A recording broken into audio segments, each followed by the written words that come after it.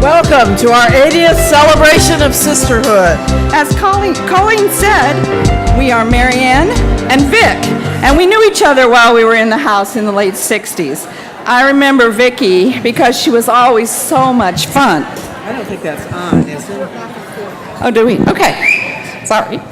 And she was missing a finger, so I thought she was really cool. I was appointed morals chairman as a freshman, and I was given a flashlight. The upperclassmen must have thought that I was naive because I was told to go from car to car that was parked in the driveway, looking for activity in the back seat. Never did that. So, that's who we are, Vic and Marianne, and we hope that you'll sit back and really enjoy what we're going to do tonight and celebrate your sisterhood. Please turn off your cell phones. I'm sure you've already done that, but you don't want to be interrupted. You'll miss some of the fun. We're going to try to make it fun tonight. But don't expect Tina Fey and Amy Poehler.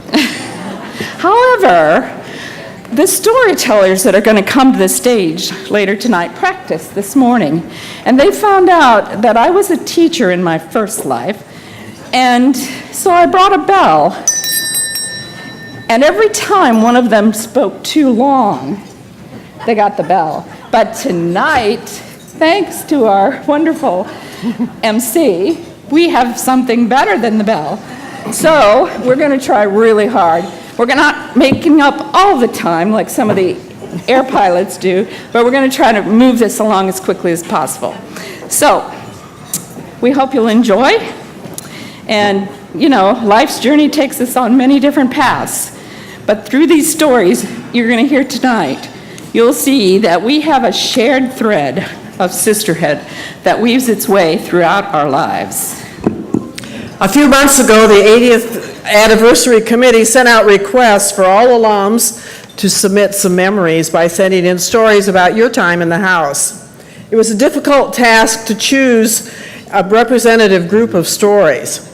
All the stories are actually in the commemorative booklet at the tables, and they're all just wonderful. We hope you'll let these memories trigger your own thoughts about why 4-H House was so important to you. Remember, these are personal stories, verbal tales of our younger selves in the process of becoming who we are today. If you remember things differently than what you hear tonight, just wait and talk to your classmates later about how it really happened. So we're going to get started tonight by going back in time a little bit and singing some songs. I'd like to introduce one of my pledge classmates, Beverly Briggs, and she will introduce our singers for tonight. Yes, I would like to introduce my sister, Margie Briggs Casson, another sister, Marty Briggs Brown. We should wave or something. Stand up, Marty. Yeah. I would like to introduce the Paydon sisters, Diane Paydon Becker, Martha Paydon Prenga, Anita Paydon Drinkall, Linda Paydon Muling, and their daughters, Carrie Muling Vogel, Rita Muling Wilcox, and somewhere we think in the hall is Ann Butler Finnegan, and there she is, woo, who's also singing with us tonight.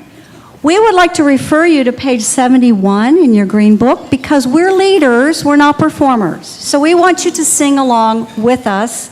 And we're going to begin this evening with Come Round Any Old Time.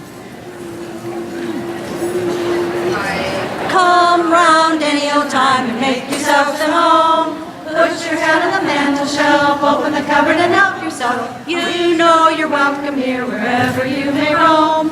4-H friends, just open the door and make yourselves at home. Come round any old time, make yourselves at home. Put your head on the mantel shelf, open the cupboard and help yourself. You know you're welcome here wherever you may roam. 4-H friends, just open the door and make yourselves at home. And now, 4-Leaf Clover. Sing along with us, please.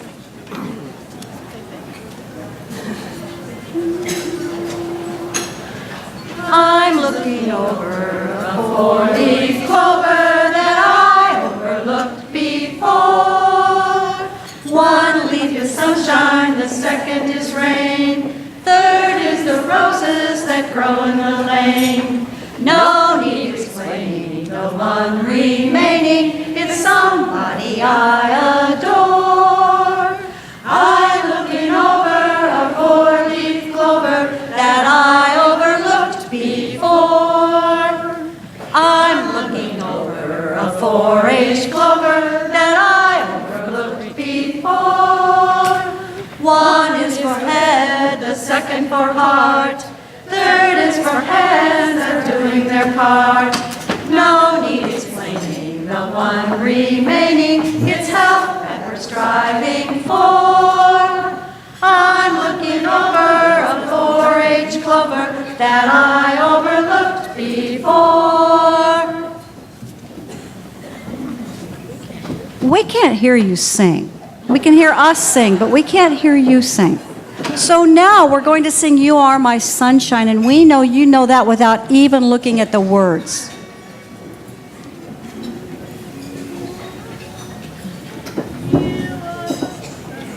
You are my sunshine. That's it. Try it again.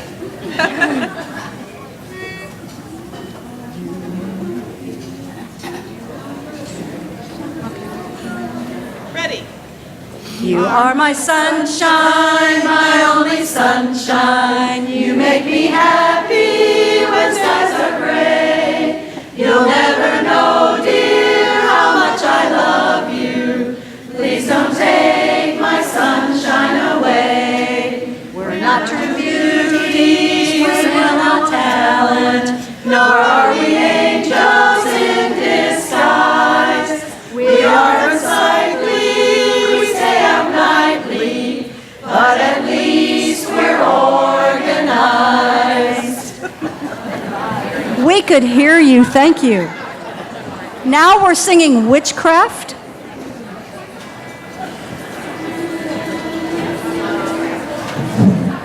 If there were witchcraft, I'd make 2 wishes, a winding road that beckons me to roam.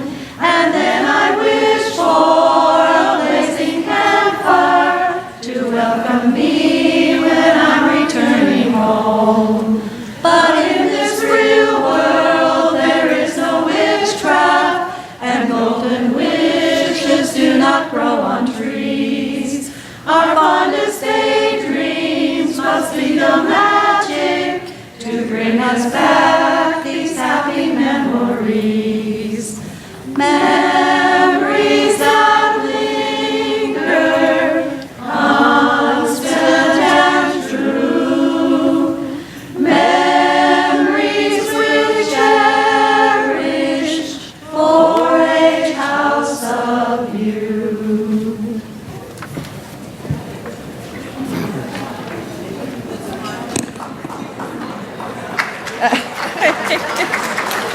I'm sure you all remember enjoying the stories if you were here at the 75th anniversary celebration. And I remember that night ahead of time looking at the program and kind of chuckling because I knew some of the stories that some of my classmates were going to share about their adventures in those infamous 60s. And somehow I always had the idea that my housemates were the most mischievous and the most rebellious to ever live in 4-H house. I mean, really, who else would have stolen paddles from fraternities or painted Green Street green on St. Patrick's Day? However, as the evening progressed and I heard other stories, I realized that we hadn't been the only troublemakers. Oh, yes. I remember about the Christmas party in 1937. Oh, I really didn't. I heard the story when Vanita Bierman was Santa and she made her beard out of Kotex. Yes, and Ginny Seiler's story about climbing down the fire escape in her night clothes, a clear violation of the dress code at that time. Those capers show plenty of fun and adventure at 4-H House in any era. Having read the stories already for tonight, I'm struck by how similar our situations have been throughout the years. Tonight's stories seem a little more serious, but they're still so representative of our common situations.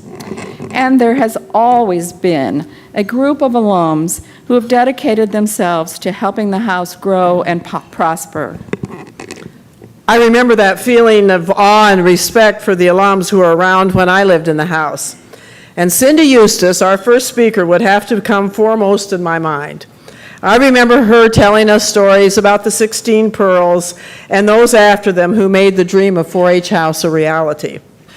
Tonight, Cindy Eustace and Roberta Archer will share some memories about the early days of 4-H House.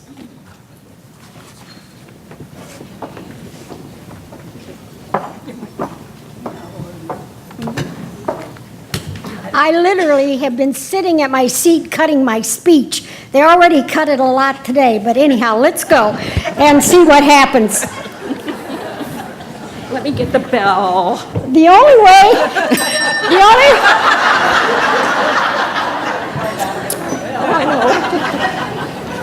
the only way that I could come to the University of Illinois was to live at 4-H House.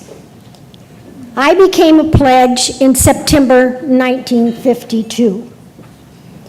My life changed the moment I set foot in 4-H House.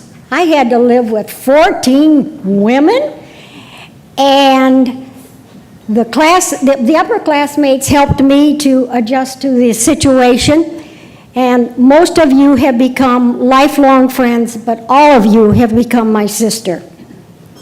About the time I became a pledge, the alum board had decided that we needed to look for a larger house. For at that time, we were having at least 50 women interview for as few as about 12 positions. We were also told that the house was a fire trap and that it would be too expensive for us to build. So the board looked into buying a house or building. And 202 East Green was 2 miles from campus, so we wanted something closer. After looking at a number of houses and lots, they chose 805. The lot was purchased, and then a building committee was formed. The architect, Glenn Reuben King, was hired, and plans were drawn up and drawn up and drawn up. Finally, we took bids. And when it was all totaled up, they said we needed $200,000. No way. We were paying $45 a month in rent at that time. Where in the world were we going to get $200,000? Well, we had our first miracle in 1934 when all of the Pearls got together and formed 4-H House. So now here it is, June 1959. And the 4-H House Heritage Fund was introduced. The bank and the board determined that we could safely borrow $85,000. There was 400 alums, and we needed to raise an additional $120,000 to make this miracle happen. The state was divided into 27 areas with a chairman for each, and they were responsible for making business contacts, keeping alums interested in doing projects, etc. And after a year or so, the fund needed a boost. It was being chaired by Margaret Riefelt in the Chicago area, and so the board decided that we needed to move it to Champaign. In June of 1960, I chaired that fund committee. Mary Lynn Hogan Sonamaker happened to be the secretary, and she did all of the work, and we cranked on the mimeograph machine. You know, we didn't have anything else to do.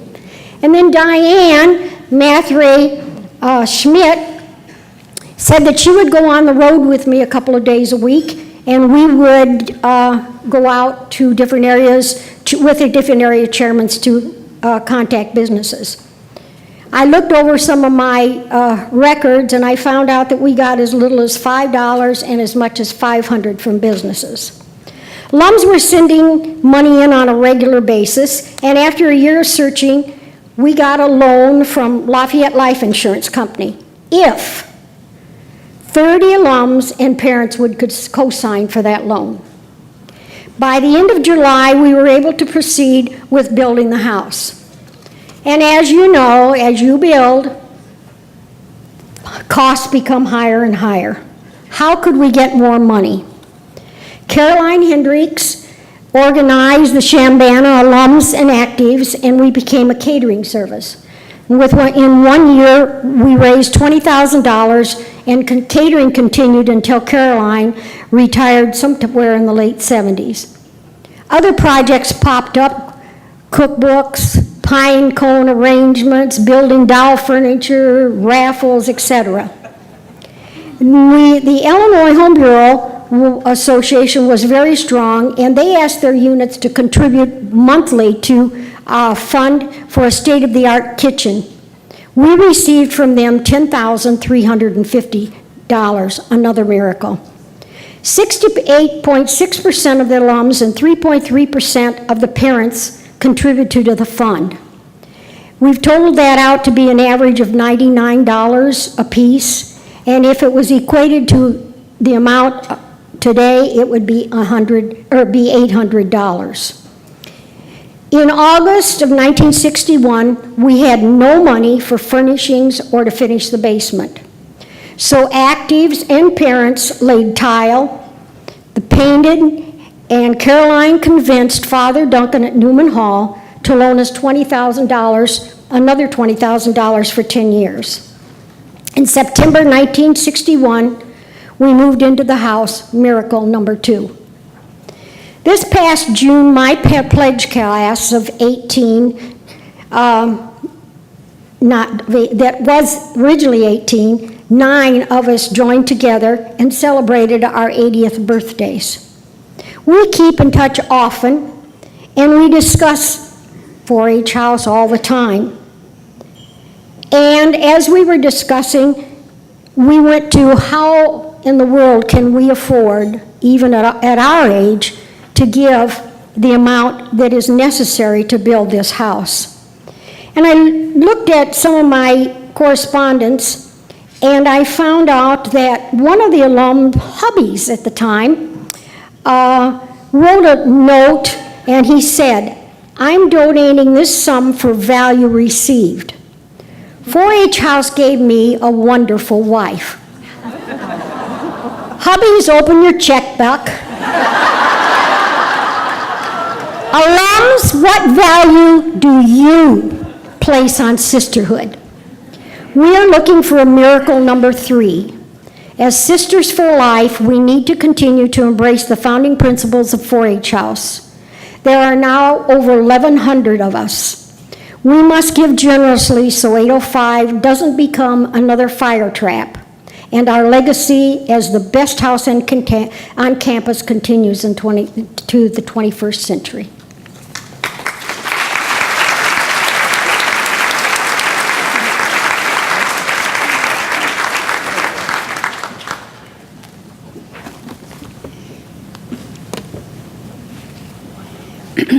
In 1984, 4-H House needed money, and so we decided we would do a cookbook 2 years ahead. It took us 2 years to put it together. We have 1,000 recipes turned in to us when we sent out requests, and we narrowed it down to 600. And lots of the current alums at that time did the typing, thankfully.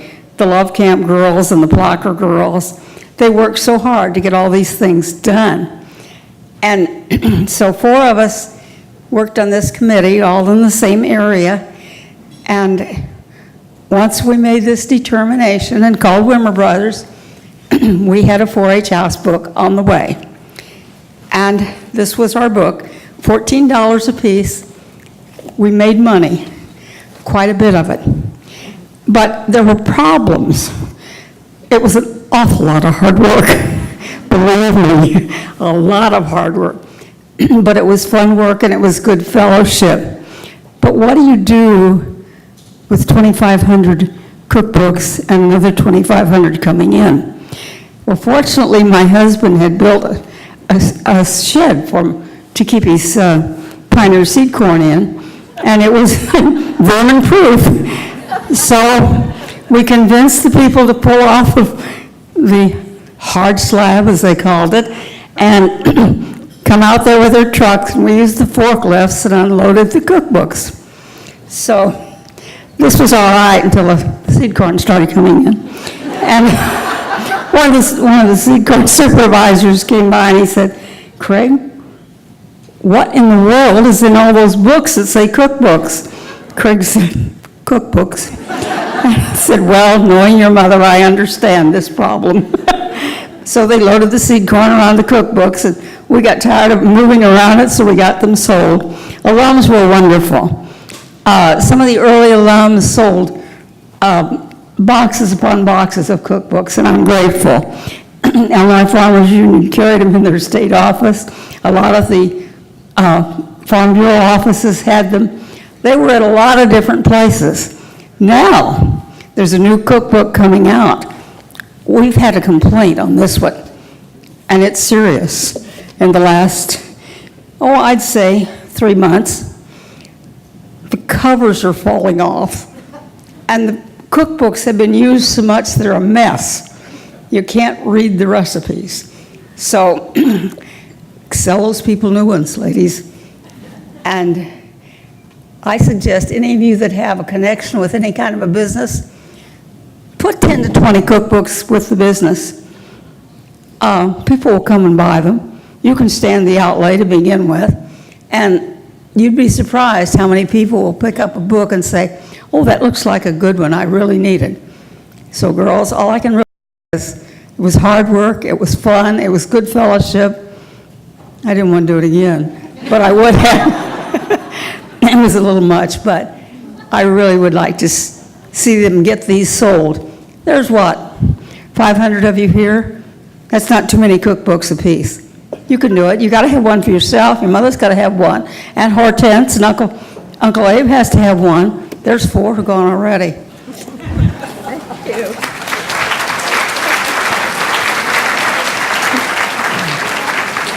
Isn't it great to hear about how everybody pitched in together to do what they could to make money, to make sure that 805 could really come into existence? Large gifts and small gifts all went into the pot and added up, so that over 50 years ago, our sisters in 1961 were able to move into that nice new house. And I'm sure you're all looking forward to your chance to get a copy of the cookbook, the updated version of our cookbook. Right, right. You know, collecting the stories for this commemorative booklet has been really fun for me, and it's brought back all kinds of memories. I know that the house girls now are making their own memories, and maybe in a slightly or maybe similar way that we did, but we're going to educate you tonight about what we used to do. So I hope you can educate us about what you're doing now. You know, I'm remembering fun things that we really loved doing at the house. Like? Like cleaning the stovetop with the grill brick. Fun, right? Or Mom T being escorted into the dining room by the House President while we all stood and waited till she was seated. Do you remember the 2-week rule? Yeah, you weren't supposed to date 2 guys from the same house unless there were 2 weeks between dates. Yeah, well, I know there's somebody in this room who had to call and cancel a date because of that rule. And then there was the 3-date rule. You were not supposed to kiss a guy until the 3rd date. Speaking of kissing, I just learned that this is the person who wrote the words for our next song. I'm sure you did it meaning fun. After we sing a couple more of our songs, we're going to hear from Diane Notmeyer and Marilyn Merce, who will tell us about their memories of living in our beloved house. Beverly, let's sing. We're going to sing Vicky's song, "You Can't Get a Man with a Broom." It's to the same tune of "You Can't Get a Man with a Gun." So sing along. I'm quick in the kitchen when dinner I am fixing with a pot and a pan and a spoon. But my score with the fellers is lower than the cellar. Oh, you can't get a man with a broom. Oh, the girls who are thetas are always out with betas. There's the girls who make frat and swoon. But the guys who are cuties are called by house duties. Oh, you can't get a man with a broom. With a broom, with a broom. Oh, you can't get a man with a broom. Da, da, da. If I had a contest to see who'd mop the floor best, I'm a whiz with a mop and a pail. But if I had a contest to see who trap a man best, they would shout, you'll learn soon, you're a broom, neath the moon. Oh, you can't get a man with a broom. And now we're going to sing Let Me Call You Sweetheart.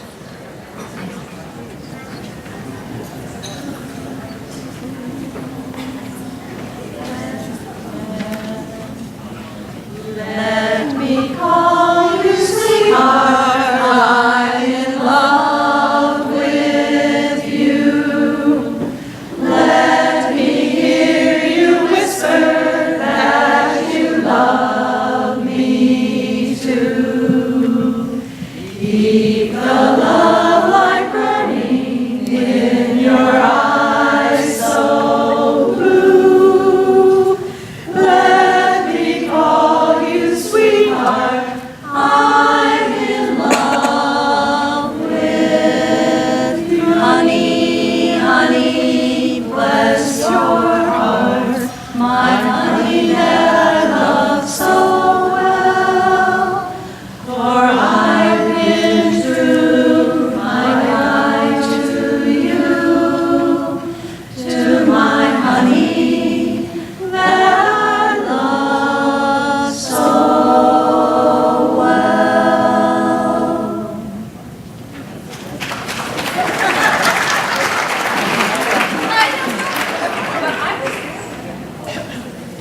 Good evening, everybody. Can you hear me all right? Okay. I was raised on a dairy farm in southern Illinois and was involved in 4-H activities while growing up. When I enrolled in the University of Illinois in the fall of 1970, I didn't know anyone else attending school there, so I lived in the dorm with a randomly assigned roommate during my freshman year. One weekend in January, I was feeling kind of lonely and homesick, so I decided to travel by bus to Bloomington to visit a friend from home. Fortunately for me, I was seated next to a girl that lived at 4-H House, and she invited me to come for a visit and to go through the interview process. After interviewing, I was invited to become a pledge of 4-H House in the fall of 1971, my sophomore year.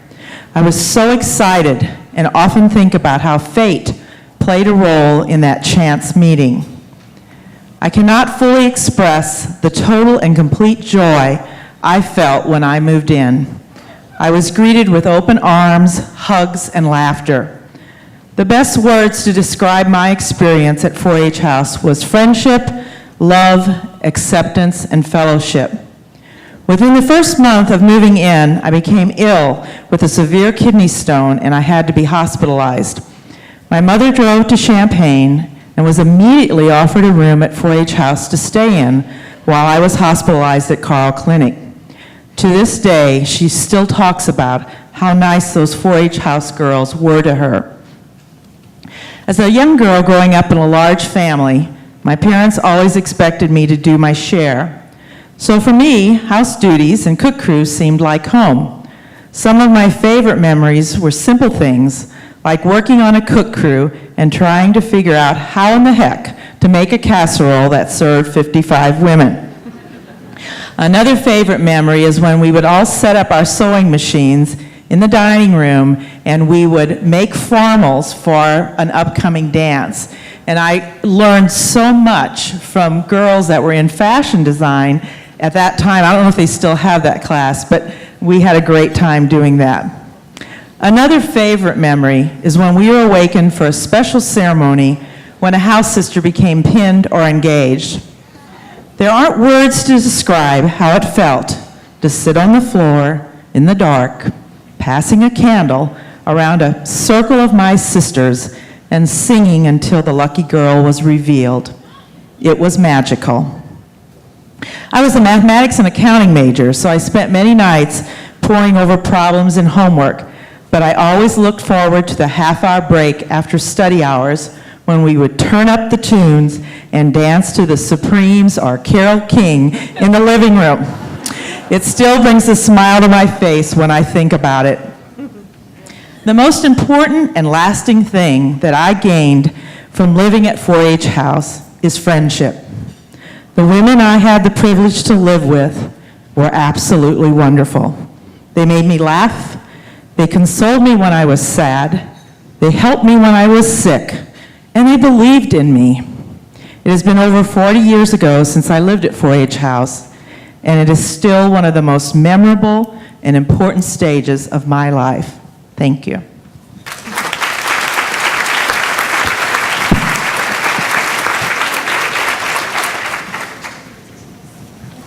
Home away from home. It's a phrase we've already heard several times tonight, but when I think back at my years at 4-H House, that's what I think of. It provided me with a home away from home. After a long day of classes or a difficult exam, to walk through that green door was a sign of relief that I would be back with my friends, that we would comfort each other, we would provide each other support. Where else on that big, often overwhelming U of I campus could you find such a safe haven? As a graduate in 1969, I was at the University of Illinois during some very tumultuous years. It was a time when I even had someone ask me, wow, what was it like to be at U of I in the 60s? The assassination of Martin Luther King Jr. and Robert F. Kennedy, the Vietnam War protests on the Quad, campus unrest, community unrest. It was a difficult time, but in our home, we had the support of each other. We could share the concern about what was going on around us. And we all were working towards our common goal, to get an education and to move on with our lives, hopefully into a better world. These memories all came back to me recently when my brother Dean, who was 2 years older than me, told me his 4-H House story. And I have to say, I had not heard this before. But Dean was injured in Vietnam in 1967, another sign of the times. I vividly remember receiving the phone call in the hallway phone booth from my parents. They'd received a telegram that he had been gravely injured and there was cause for concern. And because this was long before the internet and instant communications, it was weeks before we had any other word about how he was. What an anxious time it was. But I was in my home away from home. I was surrounded by sisters who shared my concern and my worry. Long story short, Dean is doing very well now. It was a long, long journey, but 9 months after he was injured, he was coming home for the first time from an Army hospital in Fort Knox, Kentucky, to our farm in Sonneman. 4-H House was a stop along the way. Now, I don't remember the details exactly, but Dean certainly does. He was still very weak, so was in the car, and a group of my sisters, his sisters, came out the car to greet him and welcome him home. He says he was so embarrassed. That's what he just told me recently. But I can't help but think that he was also very pleased to have a group of young women welcoming him home, cheering him on. Dean related his 4-H House story to me recently when I told him I was coming to the 80th anniversary. And I was already thinking about what 4-H House meant to me. And it made me realize that what he felt was what I felt. It was a home away from home. We lived with each other through the good times and the bad, and we were providing each other with support.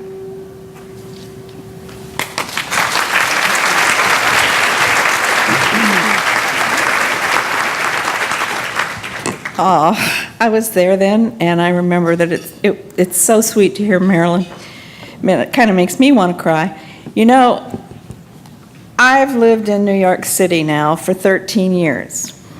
And sometimes I get so caught up in the rat race on those streets that I forget about life back here in Illinois. I had a boss in New York once. She looked right at me and said, "You are just so Midwestern." So what do you think she meant by that?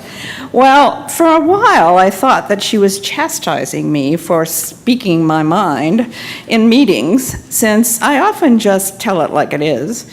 But working with the 80th Anniversary Committee, and now that I've been back here for a few days, I'm hoping that she meant that I am straightforward and I do get to the point, but I also see how nice everybody is here, and I'm very proud to be from the Midwest. While you're getting so nostalgic, let's go back to remembering things about 4-H House, like green milk and even green mashed potatoes on St. Patrick's Day. You know, I heard that someone once tried to turn our house into a red light district. Carol Kaiser Long told me that one year she was going to get to sleep in one of those front rooms, you know, the ones that look right over the Ohio Street. And so she thought, wow, I don't have to sleep in the dorm. I can decorate this room any way I want to. And she'd always loved the color red.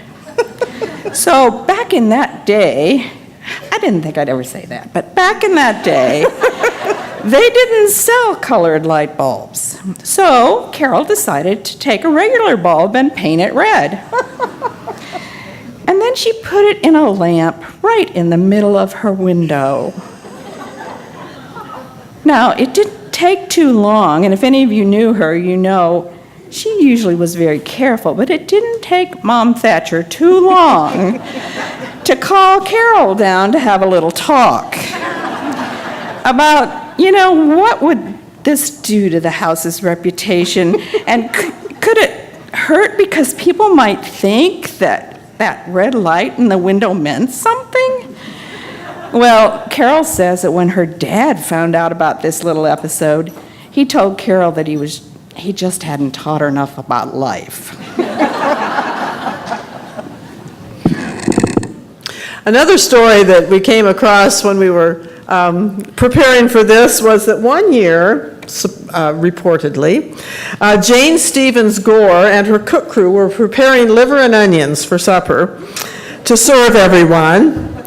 But once they got to the tables, the cook crew ran out to Jane's car and went to get some fast food and miraculously made it back in time for dessert. Wow, I'm really impressed. I'm also impressed by the brand new kitchen in the house. It's just wonderful. I hope you all got to see it today. And this is the beginning of the fixing up of our precious house that's meant so much to all of us. If any of you have been involved in a kitchen remodeling, you can certainly appreciate how much more complicated it must have been in a house of 50 girls who were trying to cook, and all that work had to be done in a span of 4 weeks. That had to be a major headache, but I think you can all agree that it was well worth the effort. Well, I hear that's what Charlene Ware and Meg Klein accomplished by meeting every week for months ahead of time with the architect and contractor. I bet they didn't know they were dealing with 4-H house women. We have to give the contractors some credit because they did a great job, and they even came in under budget. But who else but 4-H house girls could make this kind of thing happen? As we visited the house this afternoon, we heard about a number of things that need to be fixing, and I heard that in the middle of a meeting not too long ago between a few of the alums and members of the House Executive Board, one of the lights in the dining room came crashing to the floor without warning. Luckily, no one was hurt, but the girls joked that the House must not have agreed with what they were discussing. And I've heard that some great bonding experiences happen on the 3rd floor when they're waiting in line for an open shower stall, since there are only two stalls that are working right now.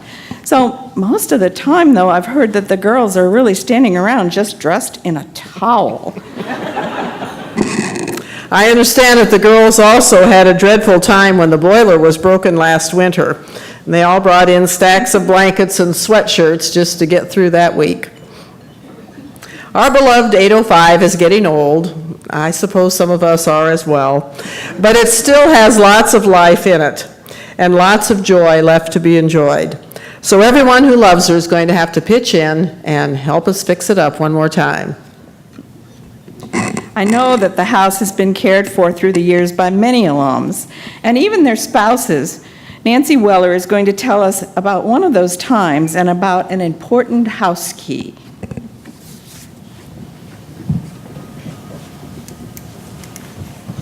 My name's Nancy Vincent Weller, and I'm from the pledge class of 1976. Well, my story all happened in the winter of 1983. It was Christmas Eve. I was privileged enough to be able to be on the alum board, and my job was to take care of the house during the summer vacations when no one was around, and also during holidays.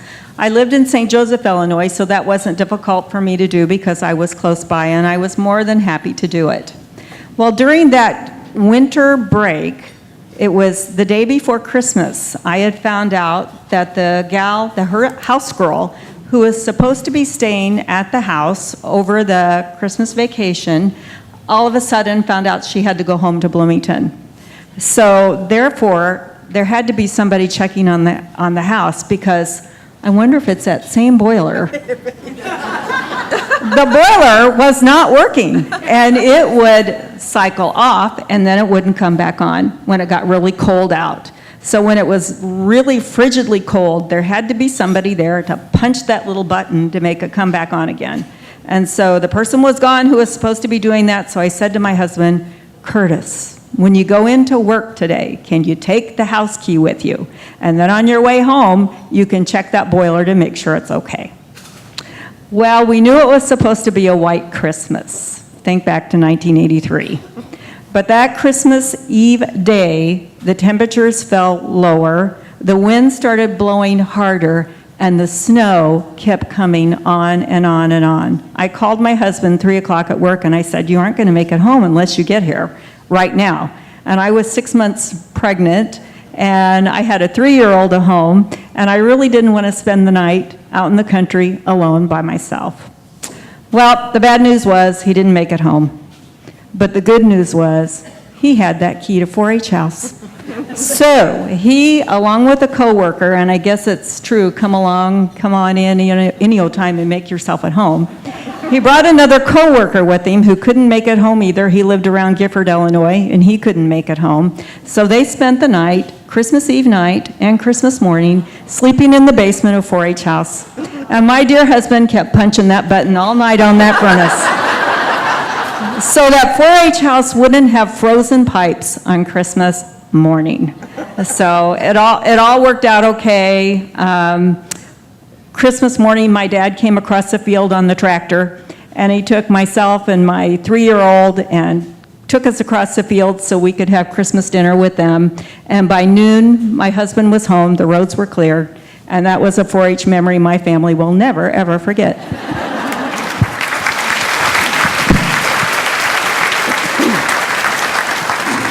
Talking about men in the house just makes me think a little bit about the fishbowl. I remember how we used to cover the glass with during finals week so we could be downstairs in our study clothes and the guests couldn't see in.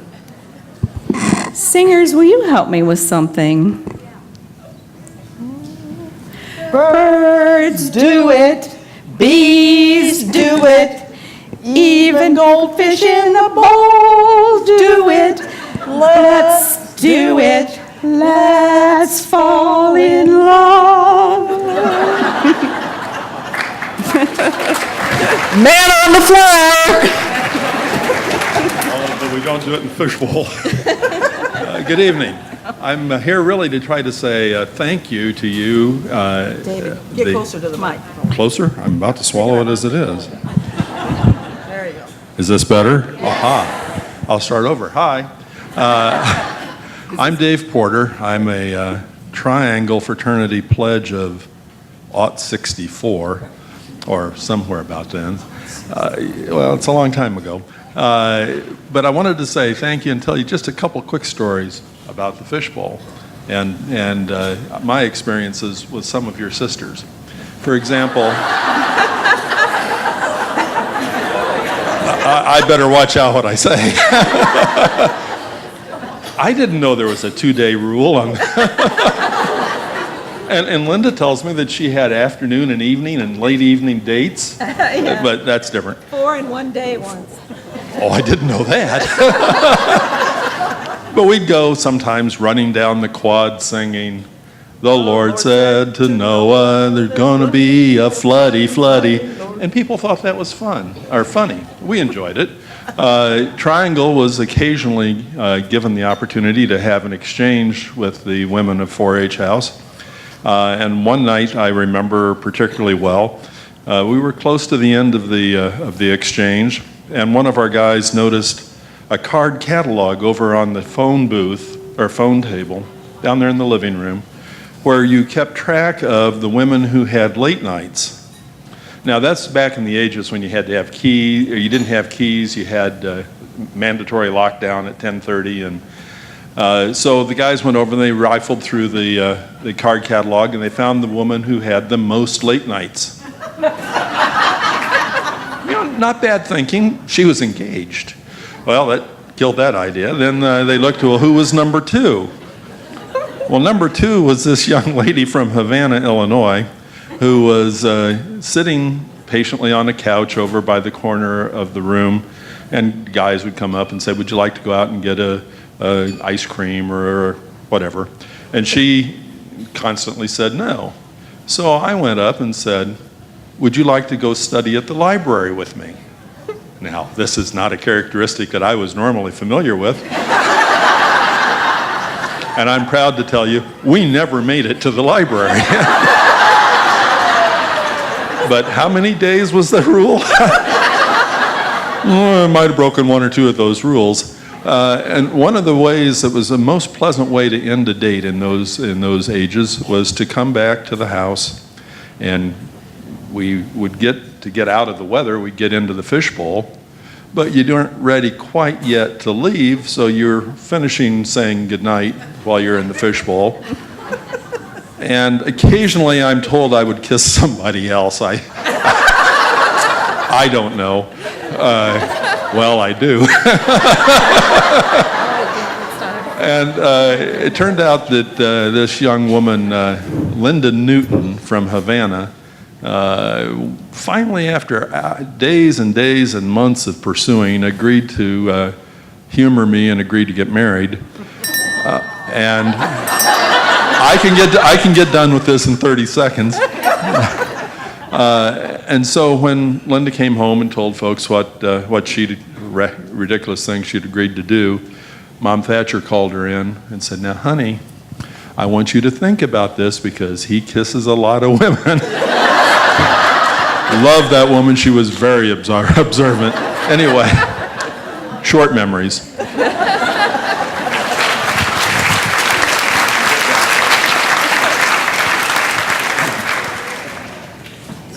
Hi, my name's Jerry Greaser. I'm married to Carolyn Berkey-Bile, class of 1966. As we started planning on coming to this reunion from Texas, we were looking forward to a lot of things and got to thinking about some of the wonderful memories that I had. First, I remembered when Carolyn had her old red Ford, and likely enough, they called it Old Red. Some enterprising young men, for some reason, decided to either push, pull, carry, I don't know what they did with it, but they got it up on the grass between 2 trees. And she was not able to drive it away. Well, the police came out and did realize that, no, that was not her fault. So they got some other enterprising young men to help her move it out.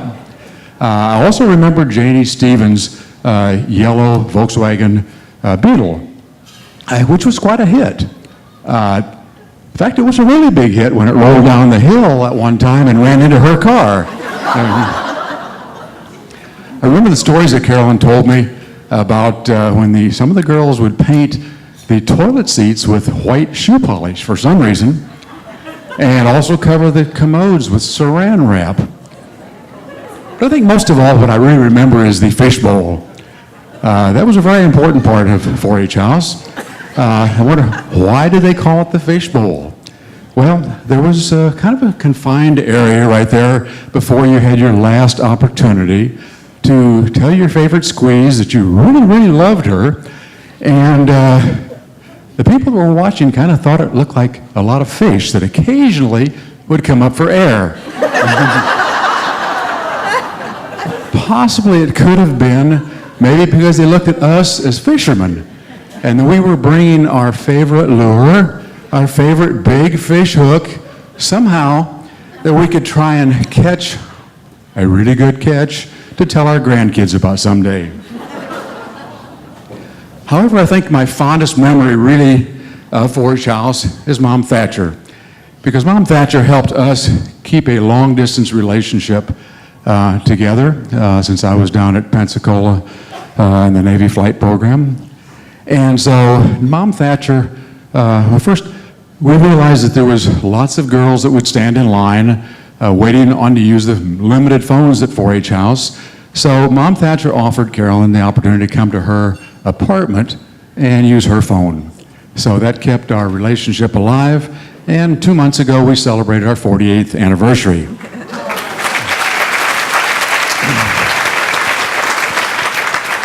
So I say, thank you, Mom Thatcher, for being such a loving person for all of your girls, and we hope you're looking down on us today.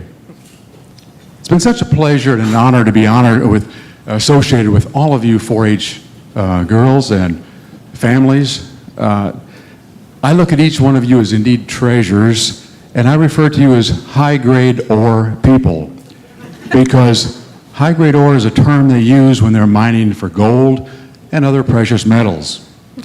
So last, I would like to say thank you very much for sharing one of your family with me.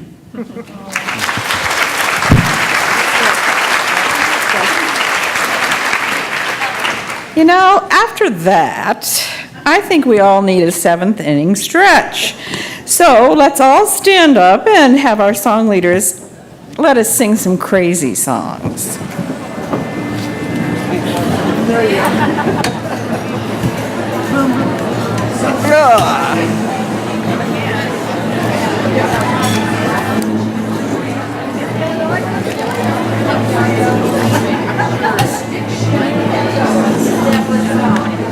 We're going to start with Boom Boom, Ain't It Great to Be Crazy? Way down south where bananas grow, and there's an elephant's toe. The elephant said with tears in his eyes, Why don't you pick on a guy your size? Boom, boom, ain't it great to be crazy. Boom, boom, ain't it great to be crazy? Silly and foolish all day long. Boom, boom, ain't it great to be crazy? E-I-E-I-E-I. $1 a pair and a tin cup box. The longer you wear them, the shorter they get. You put them in the water and they won't get wet. Boom, boom, ain't it great to be crazy? Boom, boom, ain't it great to be crazy?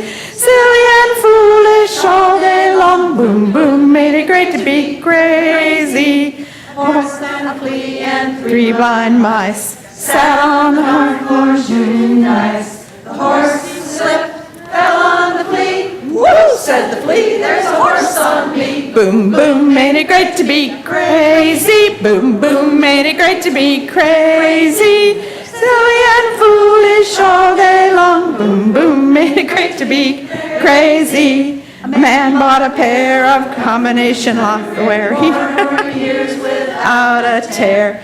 40 years without exaggeration. Couldn't take him off because he forgot a combination. Boom, boom, ain't it great to be crazy? Boom, boom, ain't it great to be crazy? Silly and foolish all day long. Boom, boom, ain't it great to be crazy? You can have a seat if you'd like, or you can stay up. We're going to do one more crazy song.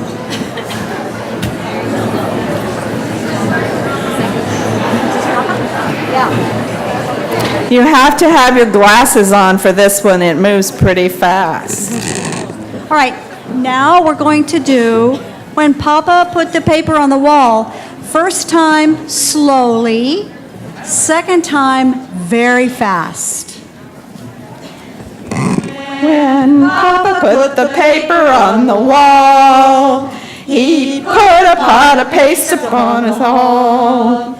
He papered up the stairs, he papered up the chairs, even put a border on Grandma's shawl. When Papa put the paper on the wall, he still put a paste upon us all. Like birds of a feather, we all sit together. When Papa put the paper on the wall, when Papa put the paper on the wall, he put a pot of paste upon us all. He would put chairs, paper on chairs, and put a paper on Grandma's shawl. Papa put paper on the wall, he spread a paste on the wall. Birds of the feather, we all stick together. When Papa put the paper on the wall, yeah! All right. Okay, I'm sure every one of us has a special story about how we ended up at 4-H House. All I remember about my interview at the house was that I told the interviewing committee that I played the part of Harvey, the invisible rabbit, in my high school play. Now, they must have thought that was funny because I got in the pledge class. My longtime friend and neighbor, Rosemary Seiler Vermiglio, was the one who encouraged me to interview. And as we've been saying all weekend long, the rest is history. I love how the fact that some of us grew up on farms or small towns and moved on to new lives in cities all over the world. Others of us grew up in a city and ended up in a rural area because we met a farmer at Illinois. In my over 45 years of teaching high school kids, students often come to me for advice about where to go to school. And most often, many of them are really frightened about the prospect of going to a large university. And I came from a little tiny school, just like many of you, and I can say that the 4-H House just made such an easy transition that I didn't find adjusting to the big U hard at all. If you're following the program, you'll notice that Holly Spangler was going to tell a story tonight, but she was unable to come just at the last minute. So you're going to have to read it in the booklet later on. There are other stories in the 80th section that you're not hearing tonight that were submitted, and they're lots of fun. So please, look them up when you get home. Colleen Trauber-Grossel has written a story, but one of her classmates, Louise Olson Rogers, is going to tell us about it. Thank you. On behalf of Colleen, it's my pleasure to read her feelings. She was a pledge sister, but then more importantly, when we both graduated, we moved together to Chicago and lived and started our professional career. So I may take a few editorial comments as I read her feelings to you. A quote attributed to Maya Angelou helps sums up my memories of living at 4-H House. She said, "I've learned that people will forget what you said, people will forget what you did, but people will never forget how you make them feel." The range of feelings formed during 4 wonderful years at 4-H House started on the day that I went to the mailbox and opened the typewritten letter that listed my fellow pledge sisters. I was thrilled and relieved that as a feeling of happiness overwhelmed me. As Ms. Angelo suggested, I don't recall the specific words of any one conversations I had when I moved into the house, but the feelings evoked are still with me today. Some of these feelings are apprehension. Will I fit in with those 2 upperclassmen? What can I talk to them about? Will they like me? Self-consciousness. Whose idea was it to make bathrooms without dividers? I think we still have some of the same old issues. Shame. If looks would kill, my time in Urbana would have been short-lived. I thought I was training a cook duty for a whole month, when actually it was just for 1 week. I arrived for lunch one day only to learn that I had left the crew short. I retreated to the dorm and sobbed in my bed for the rest of the day. It was the only private place I could hide. Cold. We weren't allowed to wear slacks to go to class, even in 0 weather. Maybe that's why I live in the South today. Comfort. The smell of favorite foods wafting from the kitchen. Spinach sausage casserole. Blueberry buckle. Always a welcome retreat. Acceptance, support. No matter what you might need at the moment, comfort over a lost boyfriend. I remember those things with Colleen. Encouragement for a big test. There was always a house sister or a file that we could get the support that we needed. Sisterly love. For some of us, 4-H House provided the closest to biological sisters we ever had. And they are still our sisters today in spite of time and geography. Warmth. It was always there in friendship, whether we were sunning on the deck with baby oil galore or passing the candle during a midnight pinning ceremony. Grown-up feelings. Suddenly decisions were our responsibilities and not directed by our parents any longer. Should we go to Wits End or Cam's during the weeknight and shortchange our study time? I can tell you what she would make, her decision she made. I was probably there with her. Anyway, should we skip a class? Should we go out for donuts at 1 a.m.? Or should we go with those streakers on the quad? Accomplishments. This is one of Colleen's favorite. I still have the news article from the Powder Puff football playoffs, which reads, the highlight of the first half was the interception and 20 yards returned by Colleen Trauber of 4-H House. Now, for someone who never was selected as a hometown cheerleader, this was the peak of my athletic career, and it still gives me great bragging rights with my boys today. Blessed.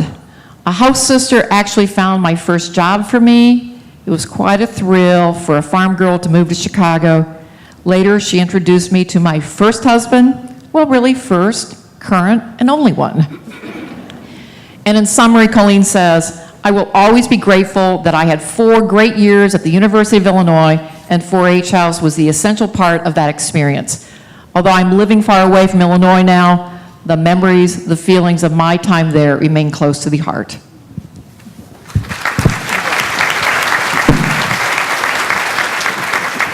So how many of you here tonight lived at the 202 Green Street house? You can wave or stand up if you want. You don't have to stand up. Let's give them a round of applause.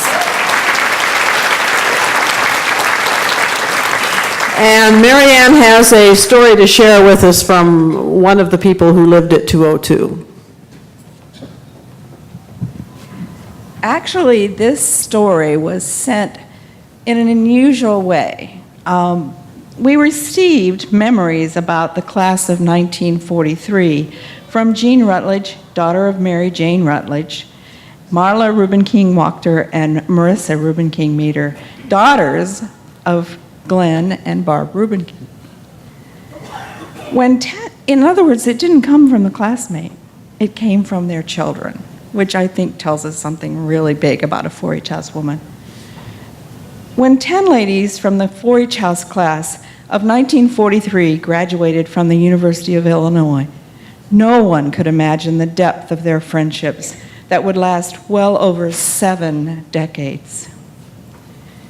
Through frequent reunions, phone calls, visits, and handwritten communications, their life stories unfolded.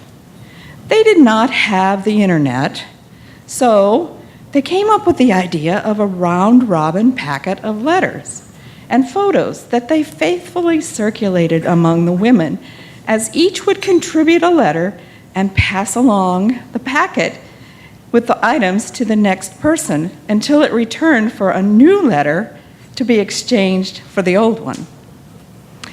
This much anticipated activity continued until the remaining 43ers celebrated their 90th birthdays. At more recent reunions, these ladies enjoyed the memorable 4-H house dessert, prune whip. It was kind of inexpensive to make, and so they loved it during the wartime. And they shared laughter over photos of themselves in graduation caps and gowns, their children of the post-war baby boom, and spouses who were now memories that sustained them. The ladies remembered the moment that a date night at a 4-H house was interrupted with the news that Pearl Harbor had been bombed. They shared many of their own life events with each other through the years, including pride in their families, joys and successes of family life, as well as the crisis of family losses and multiple illnesses. As Cindy Eustace mentioned earlier, Glenn Reuben King, husband of class member Barbara, designed and supervised the construction of the current 4-H house, including an atrium that encircled the special tree. Marla and Marissa Reuben King sent memories of their time living in the Green Street house. In the summer, while their father worked on the construction of the 805 house, they remember playing with paper dolls in the attic of that big old house and making tent forts by draping sheets over the dining room furniture and dancing and singing on that big front porch. And they often sat at the construction site at 805 and watched while their dad worked with his crew. The 4-H house class of 1943 has shared a remarkable bond of friendship and support that has truly endured a lifetime. The 2 living members of this class still enjoy their sisterhood to this day, and their children continue to cherish their 4-H house legacy. We're honored tonight that some of the members of the Reuben King family are here.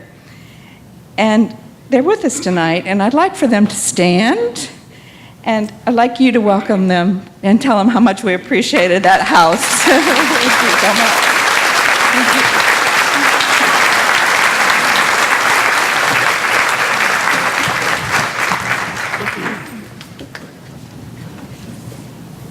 We've talked a lot tonight about our common bonds of sisterhood and how much we are alike, but we can also celebrate our differences.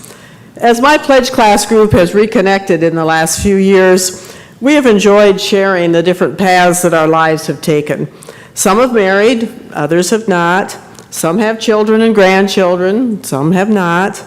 We've worked in a variety of careers and businesses. Some of us happily retired, and others of us still plugging away in the workforce.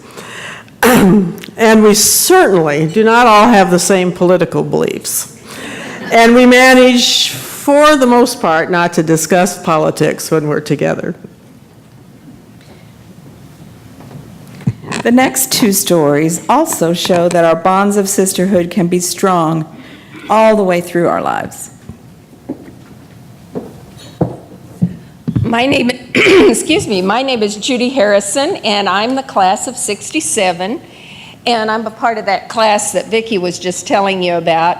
And 35 years after we had been at the house in 2003, Pat Puxta Fuchs decided it was time for the pledge class of 64 to get reacquainted.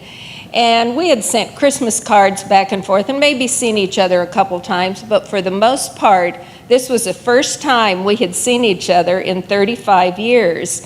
And we came from all over the United States for this monumental occasion. And I'm just going to hit on the high points of the last 10 years that we have spent getting reacquainted and doing things. The first time we got together was in Northern Virginia at a house that Patty had gotten for us. And although we realized that we had changed a lot over the years, especially hair color and weight, we found out that we still had a whole lot in common, and we were just like the girls we were back when we were at 4-H House. We did it in 4-H House fashion. We had a cleanup crew and a cook crew for every meal. And we decided we had so much fun that we were going to continue doing it yearly if possible. So the next time we met, Carol Bankston Kaiser Long had connections in Cancun, so we all got exotic and went to Cancun that year, and we enjoyed the tropical atmosphere and the real Mexican cuisine, and they had to jab me in the ribs when my mouth fell open at the first topless beach I'd ever seen. So, and then Patty's just been the glue, and she's been the coordinator of all this, but her nephew was getting married in Austria, so she asked any of us that wanted to go to Austria with her. So her sister Faith, who is also a 4-H house sister, was our tour guide, and we probably saw places that no tourist ever saw. After that, for the next few years, we've met in Door County, Wisconsin, where Patty has a condo. And like I said, she has been the glue that has held us all together. And we can't believe that it has been 50 years since we originally met. And I know our grandchildren would roll their eyes at us if they saw how we acted when we all get together. But we are hoping that we can continue meeting because we just have such a wonderful time together, and 4-H House was a perfect place to build these bonds of friendship that for us are going to last a lifetime. And we're hoping that in our old age that maybe we can find another house and maybe have cook crews and cleanup crews, and when we're either not married anymore or widowed. So when we're widowed or not married, and I was going to say, and Patty is well on her way to doing this, we hope we can all live together and maybe have a co-op again. And Carolyn's husband was calling us Precious Ore, and I was just thinking it sounded like so much fun. Maybe we could be called the Golden Girls.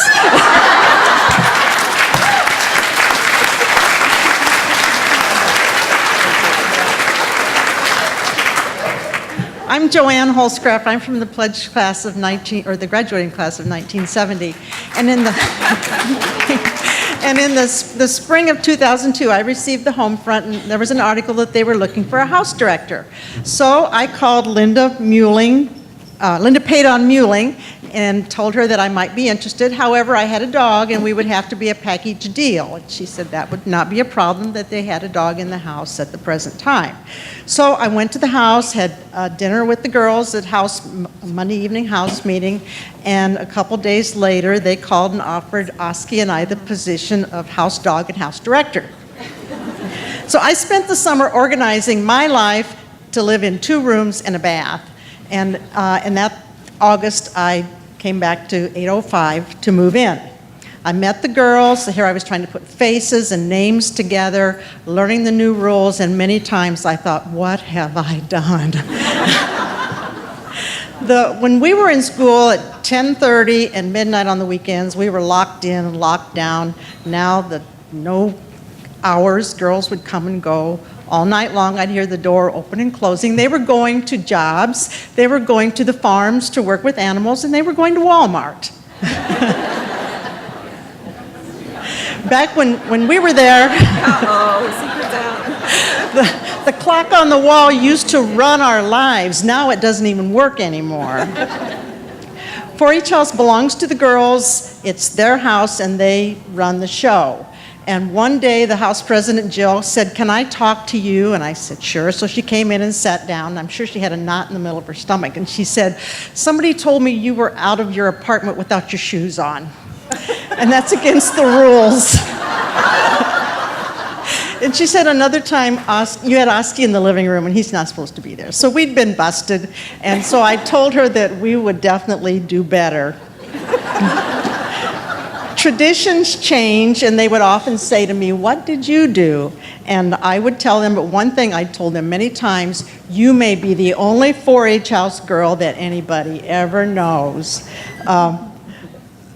Sometimes the more things change, the more they stay the same, because one time I went down to the chapter room and there was a little note on the table that said, "Fill Joanne's table first." I know, we were always told to fill Mom T's table first. Often I would think, the same girls live here, it's just the faces that change. I would think, oh, she was our Marcia, she was our Mary Ann, but there will never be a Patty Puxta.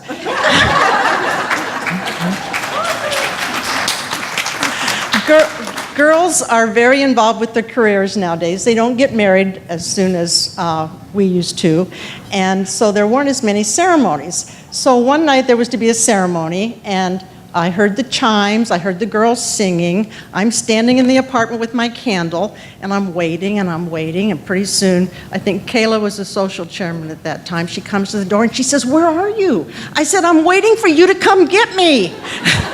For some reason, that had changed in the vision of me, Mom T walking out with the candle and the house all dark and everything.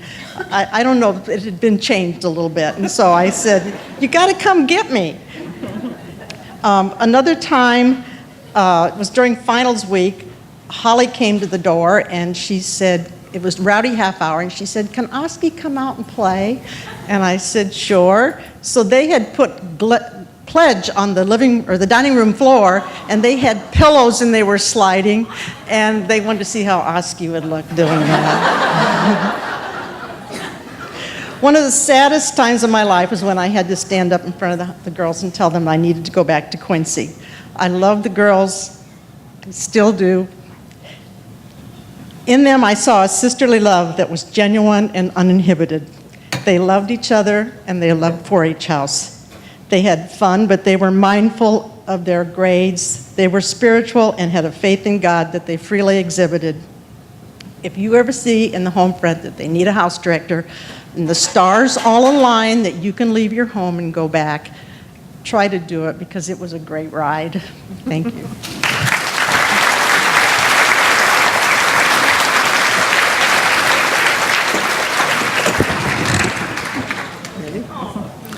All right, let's just think for a minute about the importance of our circle of sisterhood now and throughout our lives.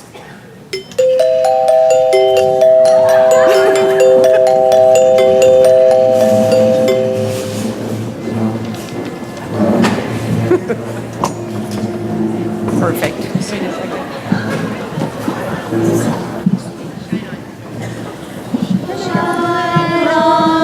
Shine on, harvest moon, up in the sky. I ain't had no fun since January, February, June, or July. So time ain't no time to play round and spoon. So shine on, harvest moon, for me and my guy. Shine, sing with us. Harvest moon up in the sky. I ain't had no fun since January, February, June, and July. No time, ain't no time to save down and spoon. So shine on, harvest moon, for me and my guy. Tell me why. Tell me why the stars do shine.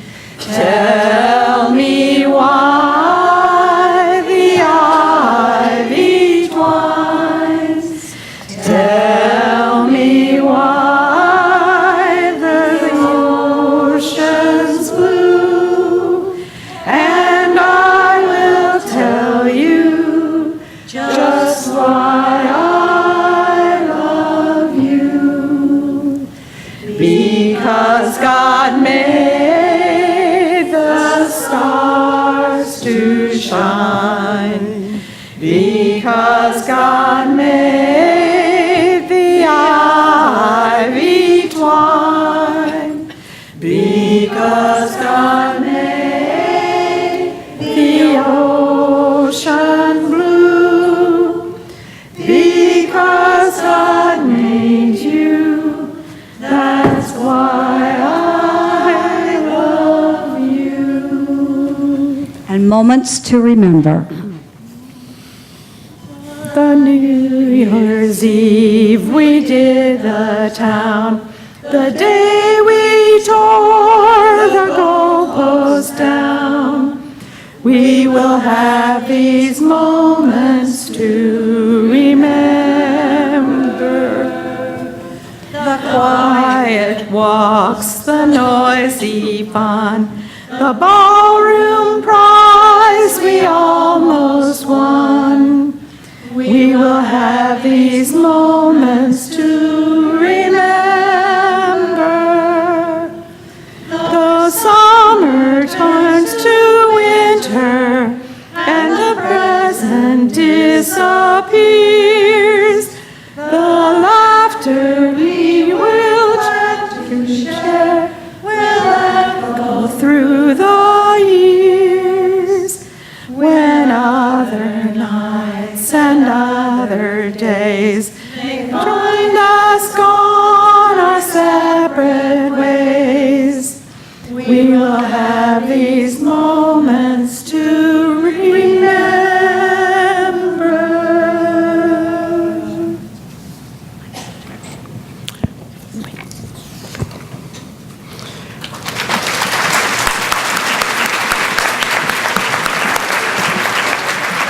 We hope you will cherish these moments to remember from your days in 4-H House, our 80th anniversary celebration, and always our shared sisterhood.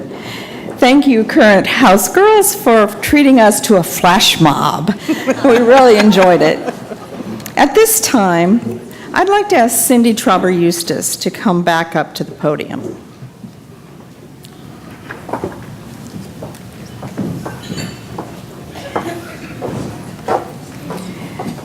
Cindy, the 80th Anniversary Committee, on behalf of the Alumni Association, would like to present to you the lovely quilts featuring the front of the house, made by one of our alums, Sarah Leary, as an expression of our gratitude for your devotion to raising the funds to make 4-H House possible, the 805 House, and a home for so many women since 1961. And for taking care of the house for so many years ever since then. Thank you.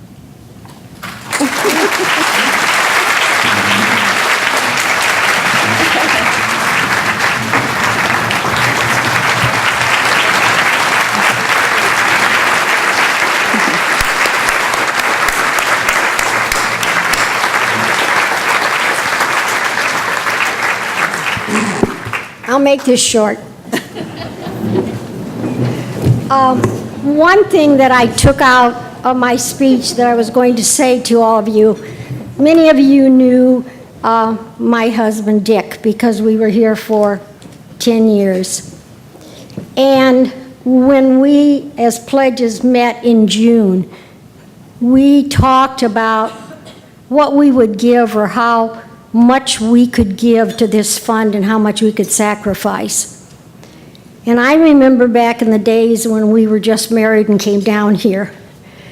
And one of the stories related was we lived on less than $3,000 a year when I was doing this chairmanship.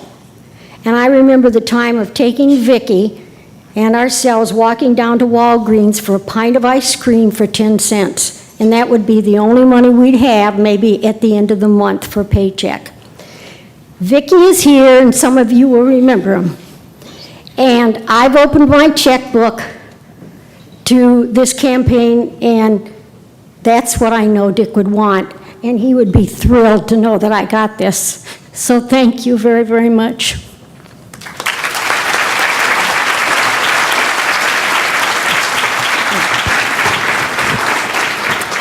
And now I'd like to call Judy Taylor, who has served on the 80th Anniversary Committee and is the chair fundraising on the alum board.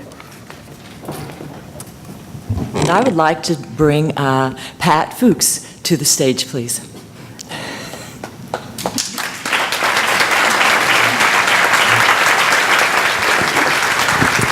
There are dozens of women out here that need recognition for all the time and effort that they put into making this weekend, to making the house continue for years and years. But this evening, I really want us to recognize Pat, because not only has she served chairing this whole event, but she served on my fundraising committee, and oh my gosh, lots, the support, and our board, and just, I could go on and on. So I won't go on and on. I just want to give her recognition and share a beautiful collage that our alum, Holly Birch Smith, has designed that we would like for Pat to put in her new house. Thank you. Thank you very much.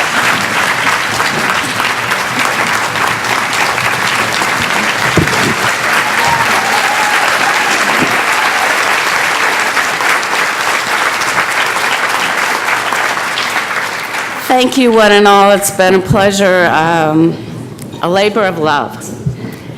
And thank you, Holly. It's gorgeous. It will be perfect in my new house.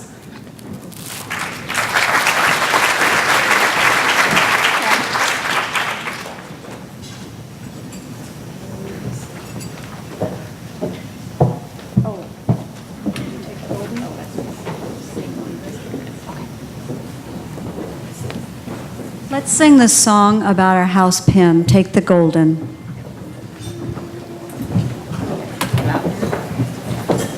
Take the golden of the wheat field, the land of ripening grain. Take the emerald of the meadow, the clover refreshed with rain. Add the luster of the white pearl, and the lamp of knowledge too. Behold the beauty of our 4-H pin, emblem of sisterhood, ever so true.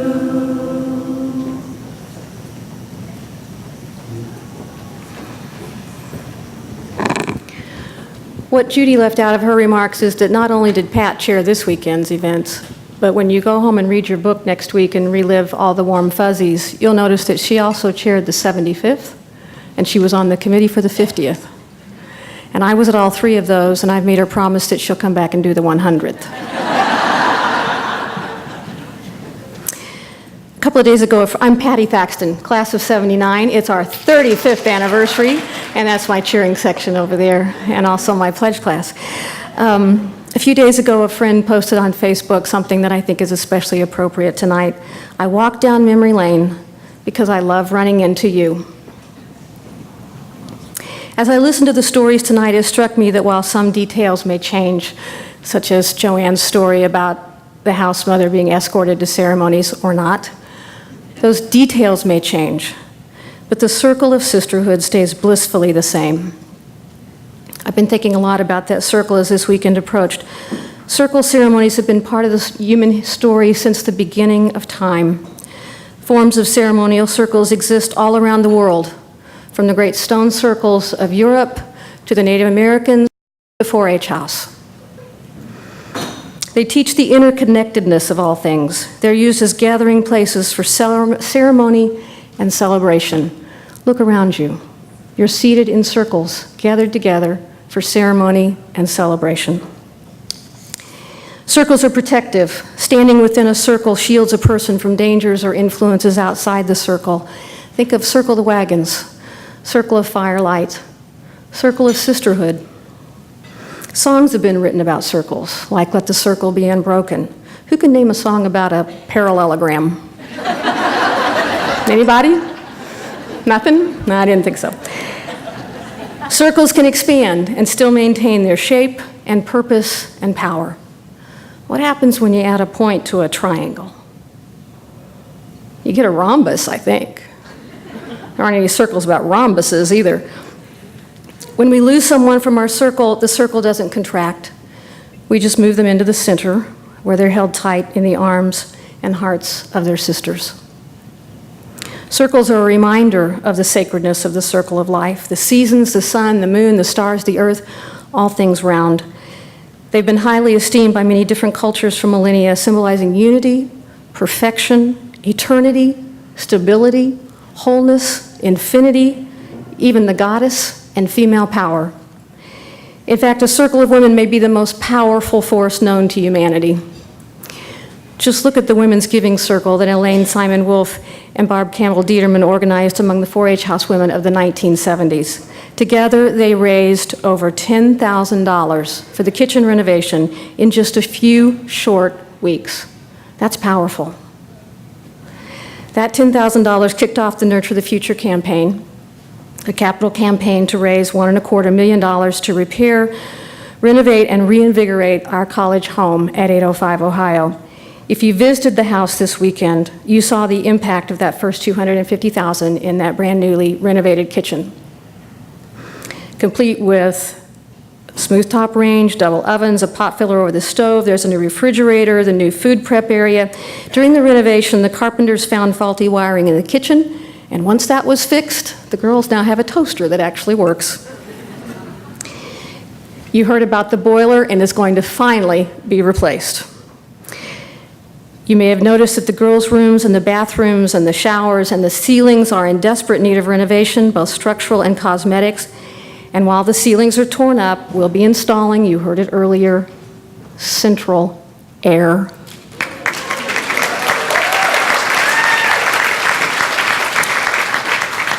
$1 million may sound like a lot of money, probably because it is a lot of money. But by doing all the work at once, we have far less mess and actually save money in the long run. For those of us of a certain age, and I include myself in that, our eyesight may be clouded by nostalgia. But the college freshmen of today, their vision is 2020. I was at a high school graduation party this past May, and I met a young woman who proudly told me she was coming to the U of I this fall. And I got so excited, because in Greene County that doesn't happen a lot. And then I got really excited because she said she was coming in ag communications, which was my major. And then I thought, okay, I'm going for the trifecta here. I said, you're living at 4-H house, right? And before she could stop herself, her body language told me everything I did not want to know. And then her better upbringing kicked in, and she tried to explain to me, and I'm paraphrasing here, that she hadn't found the house all that appealing. And I was devastated, both by what she could see and what she couldn't see. We probably won't get another chance with this particular incoming freshman, but the good news is that by donating to the Nurture the Future campaign, we can change that first impression for the next young women that come through the fishbowl. What that young lady does not see, but will someday in hindsight, is that most of us come to the university as a minority of one. And a minority of one has little chance of survival in the prevailing reality that is the University of Illinois, Urbana-Champaign. The refuge offered in our circle of sisterhood is essential, and the very reason that Mary McKee persevered in the creation of 4-H House 80 years ago. My prevailing reality back in 1975 was that there were 30,000 plus people on the U of I campus, and that's twice the entire population of Greene County, where I was born, bred, and buttered. As I told Deb Rayburn when she called me to tell me I'd been invited to pledge the house, I would not have come to the U of I if I could not live at 4-H House. Within this circle of sisters, thank you, where you can tell your stories of fear, awakening, struggle, and transformation, and have those stories received, heard, and validated by other women, you find refuge. As you all know, it's hard to make friends once you've left home. It's like the birthday card with the woman on the front wearing one of Kathy Linker's church lady aprons. And the card says, for your birthday, I'm going to make you a cake. And you open the card and it says, boom! You're a cake. As if you could just run up to a likely candidate on the quad and yell, abracadabra, you're a friend. But as we all know, the green door is the entrance to Ali Baba's cave. And everyone inside becomes not only a friend, but a treasured sister. They're sisters of our choosing. sisters who are as essential as bread and as crucial as chocolate. They support us, tell us when we're full of baloney, and when it's time to get rid of the blue eyeshadow.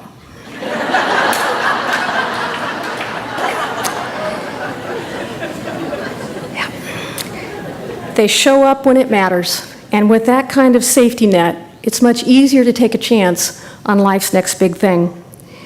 When I moved back to the farm after a 20-plus year in ag communications, thank you, Dr. Evans, and then public television and fundraising, yes, you know where this is going, my mother was concerned about how I would reintegrate back into rural Illinois life. And the solution was to jump into that safety net, my 4-H house sisters, and they have sustained me. Charlene Archer encourages me to take on that next big thing in my life.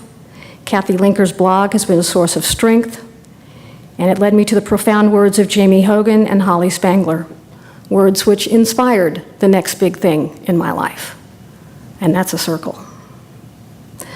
All of us House alums have these stories. We've been telling them tonight, all day. We'll probably keep telling them well into the night. But did you ever stop to think that our parents saw 4-H House as a safe, nurturing environment as well? Two of those parents you've met tonight, Jim and Barb Esworthy. There are a number of you here at the banquet who lived at the house in the 90s with their daughter, Jennifer Esworthy, and several of you who would have been in the pledge class of 2001 with their younger daughter, Jackie. As you were so painfully aware, these sisters, our sisters, were killed by a drunk driver in 1997. Their parents, Jim and Barb, established a program they called Journey as a way to honor their daughters and bring something positive from this horrible tragedy. Journey exists to raise funds to purchase cameras for police cars in order to help convict drunk drivers and remove them from the streets. 4-H House has embraced Journey as our official philanthropy, and Housewomen now host an annual euchre tournament as a fundraiser. Jim and Barb share our devotion to 4-H House. They too see it as a place of shelter and encouragement in a big, scary world, and they want that environment to thrive and expand for future generations of sisters. And I'd like you to hear that from Jim Esworthy's own mouth. Help me welcome Jim Esworthy.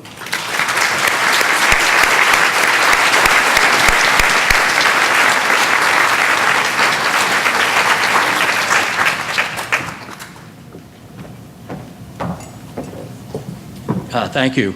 We were in, I guess it was the fall of 1993, when we made our way to Champaign and 4-H House with Jennifer, Jackie, and Barb and I to help JJ move into to the house. Well, I was a little apprehensive because this is really the first time Jennifer had been away from home for any period of time. And when we drove up in front of 4-H House, we were welcomed by people, some of the girls and parents coming out, helping us move into the 4-H house with Jennifer's stuff. And we were just very, very impressed and pleased with the friendliness of everybody there. And Jennifer made a huge number of friends there, and I'm sure Jackie would have too. We have. I know when we went home, I told Barb, I said, "Well, boy, I'm really relieved. I really like the way things are at that house."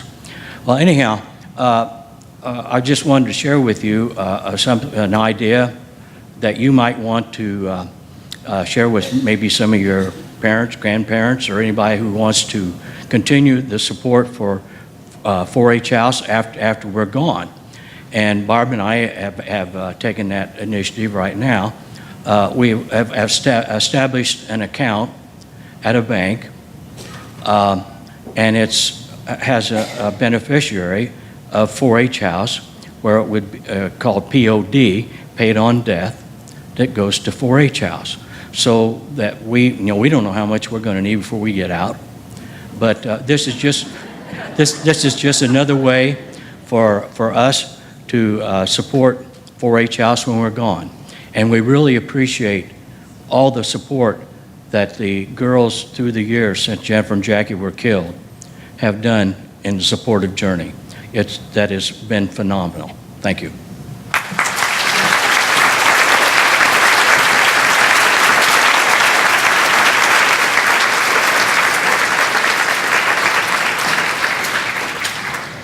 Thank you, Jim and Barb. I believe I speak for everyone here when I say that we hope it will be a very long time before we take ownership of your legacy gift.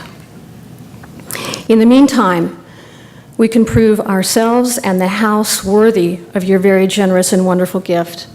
We too can give generously right now, tonight, to the Nurture the Future campaign to ensure that 4-H House remains a home where young college women and their parents can find refuge and friendship and sisters for a lifetime within our circle. There are pledge cards on each table, as well as a bowl with pens and paper clips. Please take a minute right now to find one of those cards, pick it up, and read it. Go ahead, I'll wait.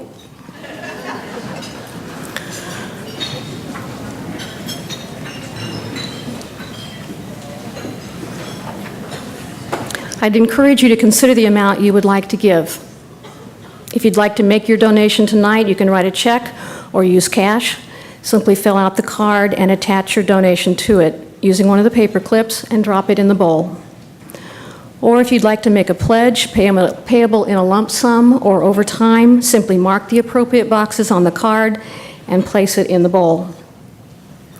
I'm going to pause for a minute while you reflect on what the house has meant to you and for you to consider the legacy that you want to leave for the sisters of our sisters of our sisters who will hopefully follow in our tracks and decide a gift amount that's right for you and your family. Maybe you're thinking about the challenge to give $8.05 for $8.05. If you do the math, that's only 45 cents a day, or about $13.50 a month if you spread it out over a 5-year pledge.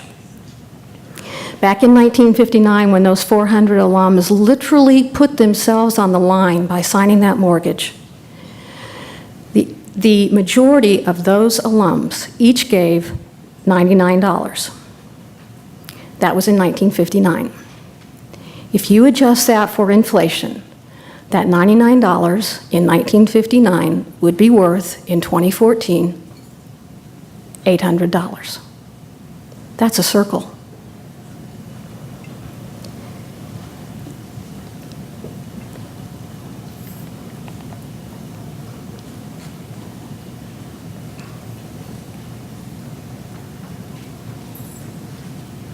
I told you I was going to pause. This is a pause. When you're ready, we need a volunteer from each table, our version of the tea mother, who at the end of tonight's festivities, and they're not over yet, will bring the bowl of pledges and gifts to one of the 3 exit doors. I need a show of hands. First person at each table to put your hand up gets to be the tea mother. No fighting, just the first person. Okay. Before you leave that table, pick up the bowl, and at the appropriate time, Martha Burris, Pat Lewis, and I will be at the exit doors to collect the bowls and answer any questions. And Judy Taylor will be in the area with a credit card reader if you want to use that method to pay your pledge tonight. On behalf of the fundraising committee, I'd like to thank all those who have brought us to this day when we can say, 4-H House proud, 80 years strong. We stand on your shoulders. Thank you to those who have already given to the Nurture the Future campaign, and thank you to all of you here this weekend for your donations and pledges tonight and during the coming months as we work together to nurture the future of 4-H House. But I promised there was more. I'd like to introduce Chris Kessler Wallace, class of 70, and her husband Jerry Wallace, who will put the fun in fundraising tonight, with a live auction of some wonderful donated items from which all proceeds will be used to ensure that we make the best 4-H House even better for the next 80 years of sisters to enjoy.